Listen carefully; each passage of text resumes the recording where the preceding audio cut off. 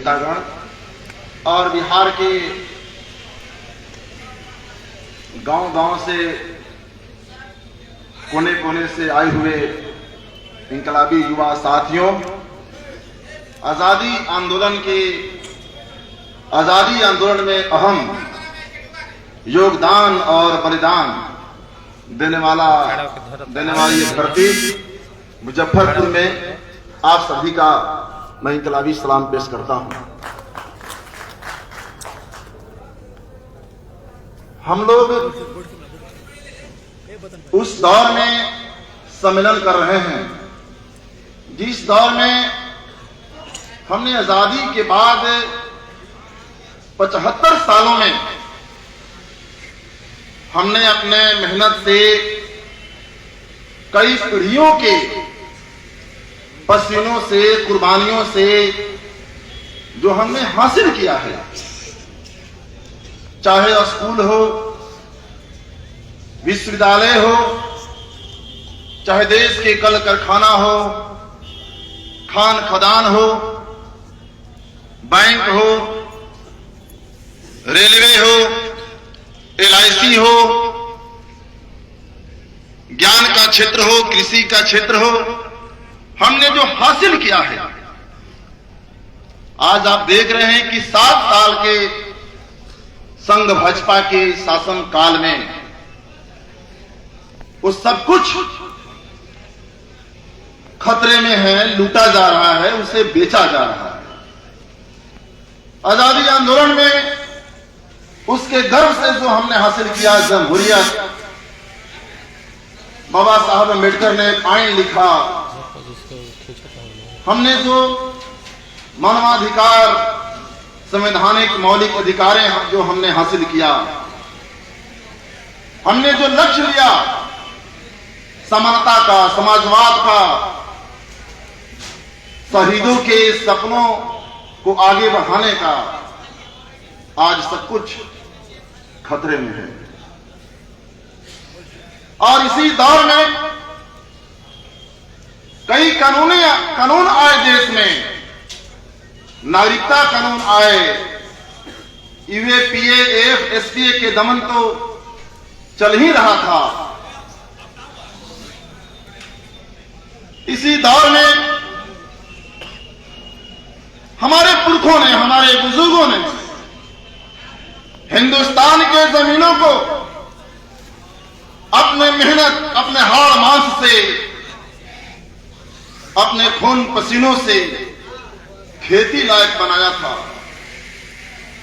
और हम लोग पढ़ते हैं, मैट्रिक में जब हम लोग थे, कि देश के 60-70% लोग, बिहार के 60-70% लोगों का जीवन कृषि पर है, खेती पर निर्भर है। उनकी जिंदगी, उनकी रोटी, उनका भविष्य। और इसी दौर में आप देखें, 3 कृषि कानून आए, 2 करोड़ के वादे के साथ सत्ता में आई सरकार के सामने नौजवानों ने आवाज बुलंद किया, कहां गए रोजगार, कहां गए आपके वादे, आपके सपने। सत्ता ने दमन का रास्ता तैयार किया, लाठी और दमन चक्र का रास्ता तैयार किया, नौजवानों को जेलों में ठूसने लगी, मोहब्बत करने पर भी पाबंदी, आंदोलन करने पर भी पाबंदी, लिखने और बोलने, खाने से लेकर के पहनने पर भी पाबंदी। उस दौर में हमारे किसान खड़े हुए और हुकूमत ने सोचा कि और आंदोलन की तरह इस आंदोलन से भी हम निपट लेंगे, अपनी बंदूकों से, अपने दमन तंत्र से, दमन चक्र से। लेकिन आजादी के बाद एक बार फिर वो क्रांतिकारी सच साबित हुआ कि हुकूमतों के सत्ता के दमन और बंदूकों में जन आंदोलन के झंझोटों और तत्वों को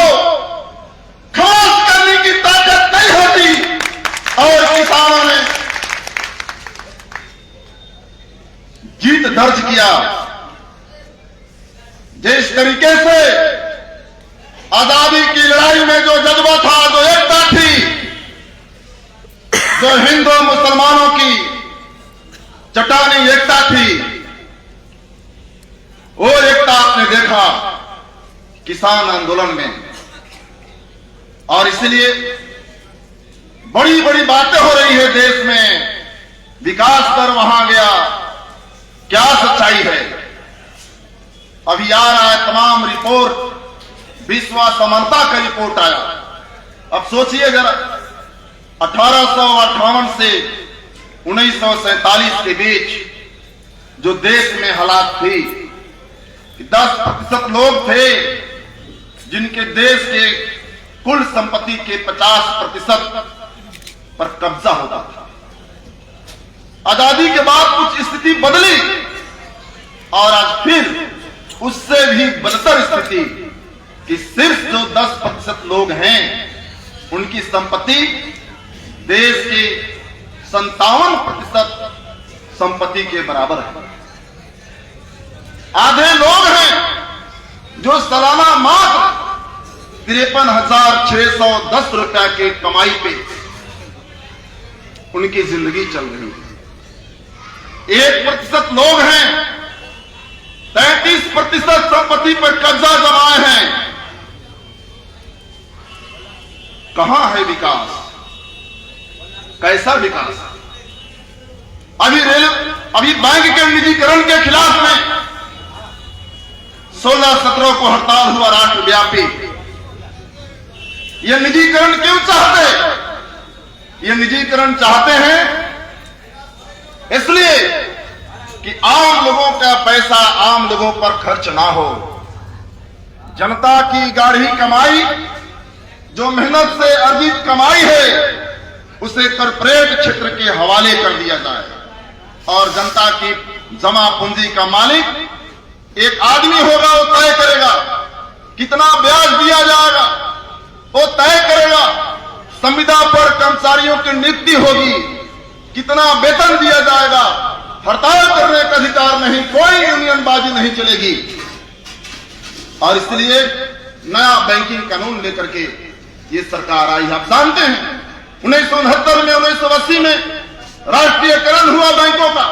उस समय हमारे राष्ट्रीय बैंकों में मात्र 5,000 करोड़ रुपए थे और आज 1,57 लाख करोड़ रुपए हमारे देश के बैंकों में जमा है। 8,000 उस समय 1969 में देश में बैंकों के शाखाएं हुआ करती थी और आज बढ़कर के 1,18,000 हमारे देश में सरकारी बैंकों की शाखाएं हैं। आप निजीकरण करना चाहते हैं? रेलवे का निजीकरण, बैंकों का निजीकरण, LIC से लेकर के तमाम संस्थाओं का निजीकरण। और बिहार में नीतीश जी बोलते हैं हम सांप्रदायिकता से लड़ रहे हैं, हम भाजपा के एजेंडा पर काम नहीं कर रहे हैं। अरे भाजपा के एजेंडा पर काम नहीं कर रहे हैं तो ये जो नीति आयोग की रिपोर्ट आई, नीतीश बाबू, उसके आईना में अपने सरकार के विकास का चेहरा देख सकते हैं आप। हमने देखा किशनगंज में, हमने देखा अररिया में, मधेपुरा में, शिवहर, सहरसा से लेकर के कटिहार, पूर्णिया और पूर्वी चंपारण, ये जितना मुस्लिम बहुल जो उत्तरी बिहार का ये जो मिथिलांचल सीमांचल का जो क्षेत्र है, 65% गरीबी है। आप देख लीजिए आधा बिहार कुपोषण के चपेट में है। 27% बच्चे स्कूली शिक्षा पूरी नहीं कर पा रहे हैं। किनके बच्चे हैं नीतीश बाबू? ये उन्हीं के बच्चे हैं, दलित, पिछड़े, अति पिछड़े, गरीबों, मजदूरों, किसानों, जिनके वोट से 16 साल से आप शासन चला रहे हैं। उन्हीं के बच्चे स्कूली शिक्षा पूरी नहीं कर पाते और उन्हीं का बेटा आज बेरोजगार है। और कहां है आपकी विकास? 75% स्कूल में मास्टर के पद खाली है। विश्वविद्यालय में 75% प्रोफेसरों के पद खाली है। 60% इंजीनियरों के पद खाली है। 75% डॉक्टर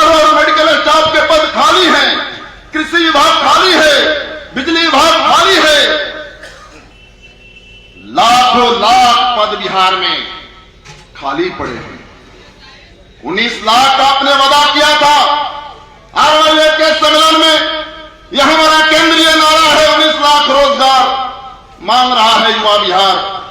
1 मार्च को आयशा रवैये के नेतृत्व में, आपको याद होगा, जब बिहार के हजारों नौजवान आए थे सवाल पूछने, कहां गया रोजगार?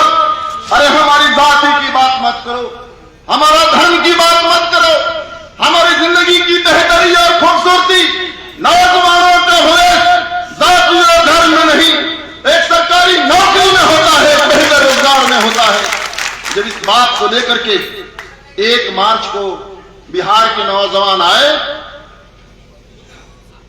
नीतीश बाबू, आप और नहीं आपके 2 उप मुख्यमंत्री कोई भी नौजवानों से बात करने नहीं आया, लाठी चला दिए, आंसू गैस के गोले छोड़ते हैं, पानी का बछार। क्या समझते हैं नीतीश बाबू? ये भाजपा के लोग क्या समझते हो? लाठी चला दोगे, रोजगार की आंदोलन दब जाएगा। हम लोग इंकलाबी नौजवान सभा में काम करते, हम लोग आज चुन करके विधानसभा में गए हैं। सबसे ज्यादा हम लोगों के चुने जाने में नौजवानों का वोट और नौजवानों का ऊर्जा और ताकत लगा है। इस नाते इंकलाबी नौजवान सभा के एक साथी होने के नाते, एक युवाओं के आकांक्षाओं और युवाओं के वोटों को लेकर के विधानसभा में जाने के नाते हम लोग भी आंदोलन में शरीक थे। लाठी चली, हम लोगों पर भी लाठी बरसी। हम कहना चाहते हैं इस मुल्क के हुक्मरानों को, बिहार के नीतीश भाजपा सरकार को, हम लाठी खा सकते, हमारे रगों में भगत सिंह और अम्बेडकर के सपनों का लहू दौड़ता है, हमारे सीनों में शहीदों के अरमान हैं।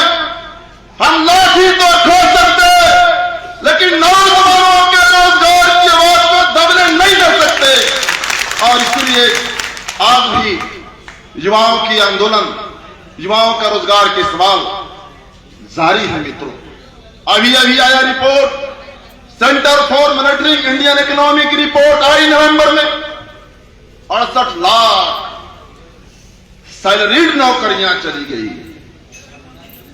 नौजवान फार्चून के दुकान खोलने के लिए, नौजवान मिक्सचर के दुकान व्यवसाय करने के लिए कर्जा लेता है, टेम्पो खरीदने के लिए कर्जा लेता है, किसान खेती के लिए कर्जा लेता है, पर तारीफ करते हो, आत्महत्या करने के लिए विवश करते हो। और अपने 7 साल के शासनकाल में 10 लाख करोड़ से ज्यादा कॉर्पोरेट और अंबानी अडानी जैसे लोगों को माफ कर देते हैं। और बात होती है बड़ी बड़ी कानून, एक से कानून। 21 साल में शादी होगा बच्चियों का, ढोंगी, महिला विरोधी, 18 साल का बालिग सरकार चुन सकता है, तो उसे जीवन साथी चुनने का भी अधिकार होनी चाहिए। हम नहीं बोल रहे हैं कि 18 साल में शादी थोप दिया जाएगा, लेकिन ये आजादी, ये अधिकार, ये छीनने वाला कानून, किस बात से डरते हो?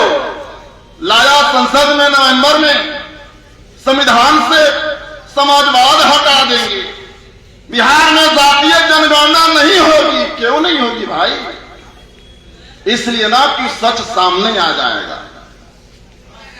सत्ता और पावर के पदों पर विशेषाधिकार प्राप्त जाति के लोगों का कब्जा है। क्या यह सामने आ जाएगा? क्या यह सामने आ जाएगा? कितने विश्वविद्यालयों में, कितने देश के राष्ट्रीय स्तर के पदों में, और आजादी के 75 साल बाद आपने जो विकास का रास्ता अपनाया है, नई आर्थिक नीति और कॉर्पोरेट घरानों को सब कुछ सौंपने का, इसकी सच्चाई सामने आ जाएगी। और इसलिए जो चाहिए वो नहीं चाहते, जाति जनगणना नहीं चाहते, शिक्षा को सुधारना नहीं चाहते। क्यों? इसलिए कि जानते हैं। क्यों जवाहरलाल नेहरू को ध्वस्त करते? इसलिए कि देश में, राज्यों में सब जगह सत्ता में तो चले जाते, सब जगह तो सांप्रदायिक ध्रुवीकरण कर लेते, लेकिन जवाहरलाल नेहरू जैसे विश्वविद्यालय में, इस तरह के यूनिवर्सिटीज में, संस्थानों में इनका सांप्रदायिक ध्रुवीकरण नहीं चलता। क्यों? कि वहां भगत सिंह और अम्बेडकर, अशफाकुल्लाह, खुदीराम बोस और शहीदों का वहां विचारधारा है, इसलिए इनका वहां सांप्रदायिक ध्रुवीकरण नहीं चलता। एक जमाने में जब यहां मनुवाद था, ब्राह्मणवाद का पूरा राज था, पढ़ने नहीं देते थे, और आज ये सरकार चाहती है कि आप गरीबों की आंखों में अपने बेटा बेटी को पढ़ाने का सपना पलने लगा है। पढ़ा दोगे, बीए में कर जाएगा, मेडिकल इंजीनियरिंग का डिग्री ले लेगा, तो जिस तरीके से पहले गरीब मान सम्मान मजदूरी की लड़ाई लड़ते हुए अपने बेटा को रामरेश राम और रामेश्वर प्रसाद जैसे लोगों को विधानसभा में भेजने लगा, ये लाल झंडा के लोग विधानसभा में जाने लगे, लोकसभा में जाने लगे, उसी तरीके से गरीबों का बेटा बेटी पढ़ जाएगा तो गुजरात और लुधियाना के कल कारखानों में सस्ता मजदूरी पर ये अंबानी अडानी के कारखानों में काम कैसे करेगा, कैसे ज्यादा फायदा होगा? ये पढ़ लिख जाएगा तो नौकरी चिल्लाने लगेगा। और इसलिए एक साथ हमला ये सरकारी नौकरियों पर, आरक्षण पर, संविधान पर, तमाम जो भी हमारे कानून आए थे, ये 4 श्रम कोड, 300 से कम कंपनियों, 300 से कम कर्मचारियों का जो कंपनी होगा, बिना किसी सरकार की अनुमति के कंपनी बंद करने का अधिकार ये मालिकों को इन्होंने दे दिया। और इसलिए साथियों, हम लोग कहने के लिए आए हैं, लंबे समय से ये सम्मेलन चल रहा है कि आज जरूरत है, बिहार में इंकलाबी नौजवान सभा को छोड़कर आज कोई युवाओं का संगठन नहीं है जो सचमुच युवाओं की आकांक्षाओं के सवाल पर आवाज उठाए। न गांवों में है, न शहरों में है, न कस्बों में है, कोई कहीं भी इंकलाबी नौजवान सभा को छोड़ करके कोई युवाओं का संगठन नहीं है। और इसलिए हम सब के ऊपर एक बड़ी जवाबदेही है कि गांव में, शहरों में, कस्बों में, गांव में हम लोग युवाओं को खड़ा करें और बता दें, ये जो बजरंग दल वाले, ये जो श्री राम सेना वाले, ये हुड़दंग वाले, ये गौ गुंडा वाले, ये जो चलते हैं नौजवानों को भ्रमित करते, नौजवानों को दंगा फसाद में उलझाते, ये कहना होगा, ये हमको काम करना होगा कि सावरकर, गोलवरकर, ये जो कॉर्पोरेट अंबानी अडानी मोदी जोगी का ये जो चाहते हैं कि पूरे मुल्क पर कब्जा हो जाए, ये तुम्हारा कब्जा नहीं होने वाला है। और इसलिए जब तक यहाँ भगत सिंह और अम्बेडकर, अजीमुल्लाह खां के सपने हैं, जब तक इनके विचारों को लेकर के आंदोलन है, इंकलाबी नौजवान सभा है, बिहार को गुजरात नहीं बनने देंगे। बिहार में हम सांप्रदायिक ध्रुवीकरण का ये प्रयोग बिहार में नहीं चलने देंगे। और इंकलाबी नौजवान सभा पूरे देश के सवालों को उठाएगा, नौजवानों के रोजगार के सवाल को उठाएगा, चाहे बीएसएससी हो, चाहे शिक्षक की बहाली हो, चाहे वो वार्ड सचिवों का आंदोलन हो, तमाम मुद्दों पर हम और आप मिलकर के लड़ाई को आगे बढ़ाएंगे। इनकलाब जिंदाबाद। इंकलाबी नौजवान सभा का यह राज्य सम्मेलन शानदार तरीके से सफल हो, इसकी कामना करते हुए अपनी बात समाप्त करते हैं। बहुत बहुत शुक्रिया।